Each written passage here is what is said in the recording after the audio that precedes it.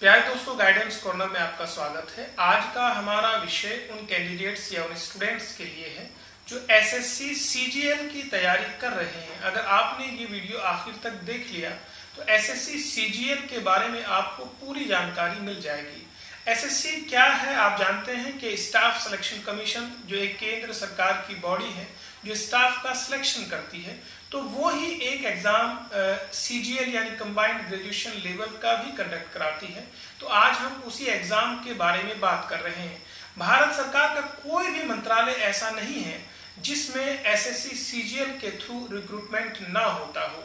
आप रेलवे मंत्रालय से लेकर रक्षा मंत्रालय तक किसी भी मंत्रालय में अगर आप चाहेंगे नौकरी करना और ग्रेजुएशन लेवल पे यानी ऑफिसर रैंक में अगर आप नौकरी करना चाहते हैं तो ये आपके लिए एक बहुत अच्छा एग्जाम हो सकता है। तो आप इसकी तैयारी कीजिए और इसमें सेलेक्ट होइएगा। इसमें सब इंस्पेक्टर से लेकर इसमें असिस्टेंट होते हैं, इंस्पेक्टर ऑफ पोस्ट होते हैं और कई सारी पोस्ट के लिए एनआईए होता है, जैसा सीबीआई के में भी इसके पोस्ट भरी जाती है। तो बहुत सारी पोस्ट के लिए एग्जाम कंडक्ट कराया जाता है।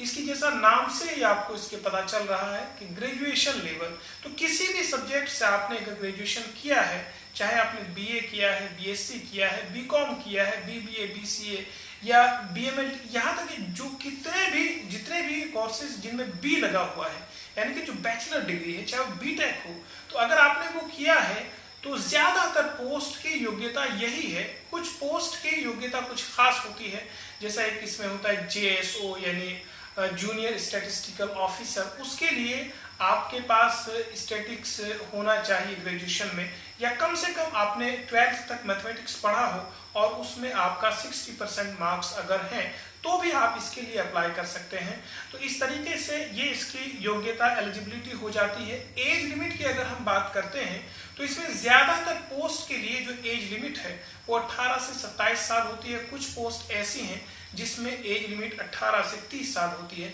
अगर आप इसके लिए फॉर्म अप्लाई करते हैं तो उसकी फीस मात्र 100 रुपए है, और वो भी फीमेल यानी गर्ल्स कैंडिडेट के लिए, और उसके अलावा SC, ST, PWD और ASM एक्स सर्विसमैन के लिए भी इसमें छूट दी गई, यानी उनके लिए जो आवेदन शुल्क है वो 0 रखा गया है। कुछ भी फीस उन्हें पे नहीं करनी होती है। अगर हम सैलरी की बात करते हैं तो नियर अबाउट अलग अलग पोस्ट के लिए अलग अलग सैलरी होती है, लेकिन लगभग 50,000 सैलरी इसकी होती है। तो इतनी अच्छी पोस्ट है, इतनी अच्छी जॉब है, अगर आप सही तरीके से इसकी तैयारी करें तो आप आसानी से इसे प्राप्त भी कर सकते हैं।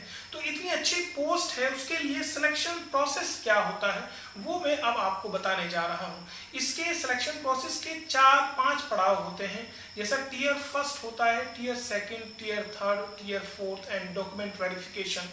अगर हम टियर फर्स्ट की बात करते हैं तो ये कंप्यूटर बेस्ड टेस्ट होता है, यानी कि ये ऑनलाइन टेस्ट होता है, और इसमें एक पेपर होता है जिसमें 100 क्वेश्चन होते हैं और 200 नंबर के होते हैं, यानी एक क्वेश्चन 2 नंबर का होता है।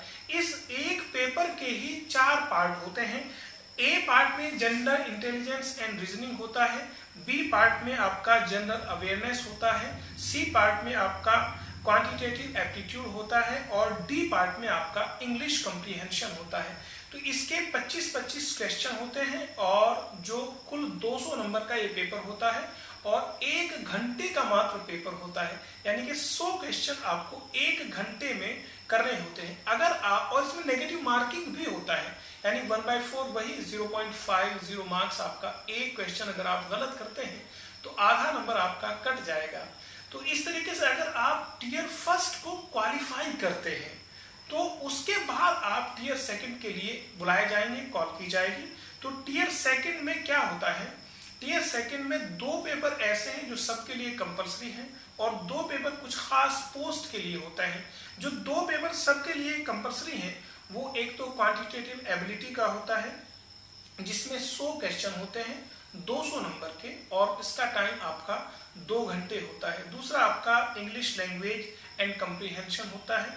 इसमें 200 क्वेश्चन होते हैं और 200 नंबर के होते हैं और वही वक्त भी आपका समय भी 2 घंटे का ही होता है।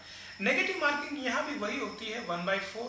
जैसा अगर हम इंग्लिश कंप्रीहेंशन वाले पेपर की बात करते हैं तो उसमें 0.25 मार्क्स आपका एक, अगर गलत क्वेश्चन आप करेंगे तो 0.25 मार्क्स कट जाएगा।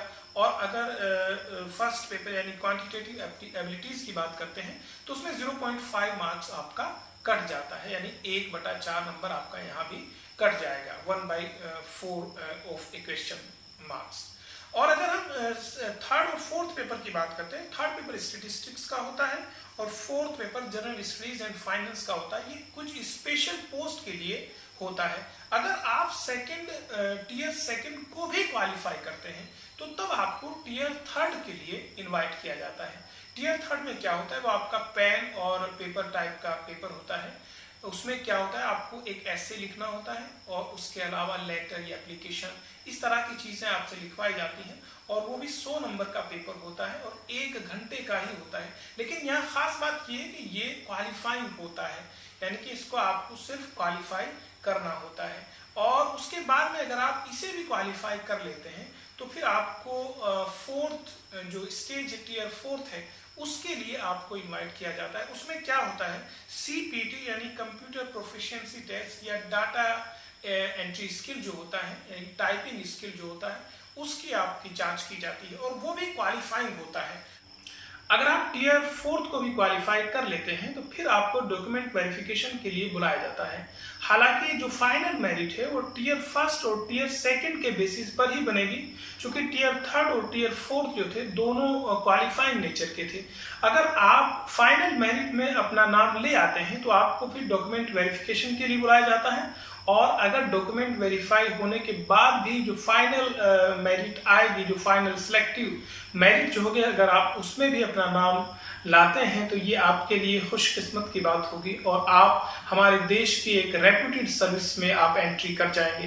यानी कि इसमें जितनी भी पोस्ट होती हैं उसमें से कई सारी पोस्ट ऐसी हैं जिसमें आप गेजेटेड ऑफिसर बन जाते हैं और ज़्यादातर पोस्ट जो है वो B ग्रेड की पोस्ट इसमें होती हैं। तो इस तरीके से आप एक अच्छी पोस्ट पा लेंगे और अपनी ज़िंदगी अच्छे से निर्वाह करेंगे। तो इसलिए अगर आप चाहते हैं इस जॉब में आना तो जिस तरीके से बताया है उसके हिसाब से आप तैयारी कीजिए और मेहनत कीजिए। SSC की जो नोटिफिकेशन आने वाला था, आजकल में ही आना था, कल ही आना था, बल्कि वो नोटिफिकेशन किसी कारणवश नहीं आ पाया है। तो SSC CGL 2022 के बारे में हम डिटेल्ड इन्फॉर्मेशन आपको तब देंगे जब SSC नोटिफिकेशन जारी कर देगा। तो इसलिए आप तैयारी कीजिए और ये वीडियो अगर आपके लिए फ़ायदेमंद है तो इसे नीडी स्टूडेंट्स तक पहुंचाइए, नीडी कैंडिडेट्स तक पहुंचाइए, यानी शेयर कीजिए। और इसी तरह की दूसरी गाइडेंस से रिलेटेड वीडियोस देखने के लिए इस चैनल को सब्सक्राइब कीजिए। बहुत शुक्रिया।